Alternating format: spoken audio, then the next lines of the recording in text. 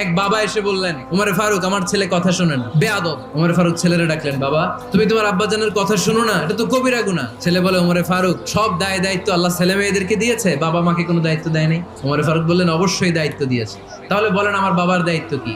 উনি বললেন, প্রাইমারিলি প্রথমত 3 দায়িত্ব। পৃথিবীর প্রতিটি বাবার উচিত ছেলেদের মেয়েদের জন্য ভালো মায়ের ব্যবস্থা করা। 2 নম্বরে সুন্দর তার একটা নাম রেখে দেয়া। 3 নাম্বার তার আল্লাহর কিতাব শিক্ষা দেওয়া। এবার ছেলেকে আমার আব্বা 3টার একটাও করে নাই। এবার ওমরে ফারুক রেগে গেলেন, বাবার কাঁধে ধরলেন। ছেলে বলে, আমিরুল মুমিনিন আমার মা নর্তকী, আমার মা মাজুসি, আমার মায়ের মধ্যে কোনো আদব কাদব নাই, সুন্দরী দেখে আমার মা রে বাবা বিয়ে করছে, আমার মায়ের কাছ থেকে জীবনে কিছু শিখি নাই। 2 নাম্বার সাম্মানি খানফাসা, আমার বাবা আমার নাম রেখেছে চামচিকা।